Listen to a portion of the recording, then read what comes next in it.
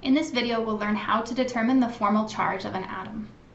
A formal charge is a charge that's assigned to a specific atom in a structure.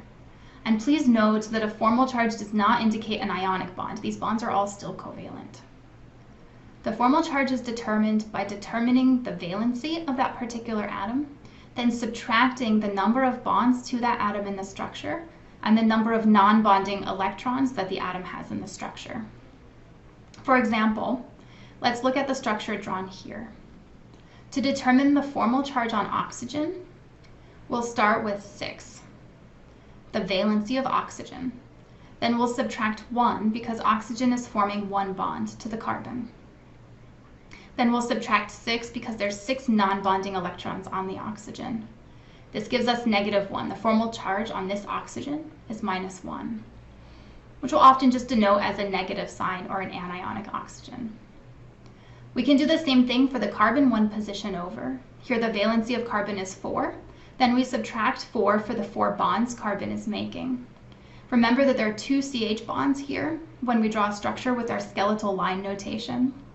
And there are no non-bonding electrons, so we're left with 0. The formal charge on carbon is 0, or we say that the carbon is neutral. Let's pause for a concept check. Take a minute to assign any formal charges needed to the structures shown below.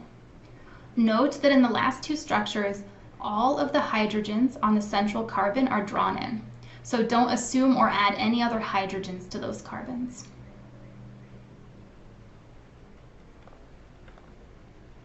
Okay, in the first example, I'll start with the carbon of the CO double bond.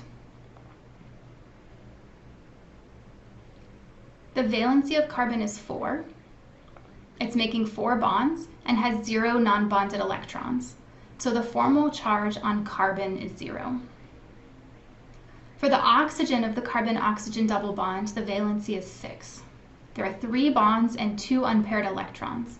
That gives us 1. So the formal charge on the oxygen is +1, or cationic oxygen. In the next 2 examples, I've drawn in all of the hydrogens on the central carbons. In the middle example, the carbon has 3 bonds and no unpaired electrons, which gives us a formal charge of +1.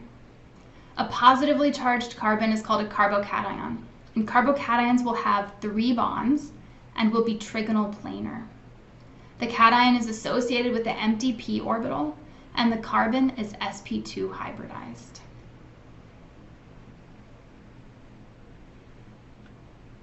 Okay, in the last example, the carbon has 3 bonds and 2 non-bonding electrons, so the formal charge on the carbon is -1. And this is called a carbanion, an anionic carbon. It's a carbon bonded to 3 groups with a lone pair. The carbon is sp3 hybridized, and the electron geometry is tetrahedral.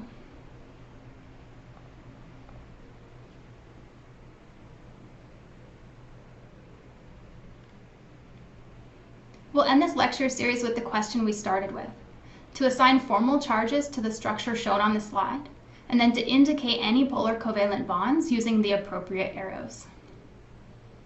Okay, first we'll look at the oxygen on the top of the molecule. Here the oxygen valency of 6 has 2 bonds and 4 non-bonding electrons. The formal charge on this oxygen is 0. The central carbon has a valency of 4 and is forming 4 bonds here with no non-bonding electrons, so the carbon has a formal charge of 0. Finally, we'll look at the oxygen on the bottom. This oxygen has 1 bond and 6 non-bonding electrons, and so it has a formal charge of -1. It's an anionic oxygen. Each of the carbon-oxygen bonds is polarized towards the more electronegative oxygen atom, as shown with the red arrows. And the sum of those bond polarities gives rise to an overall polarity of the molecule that's shown with the green arrow.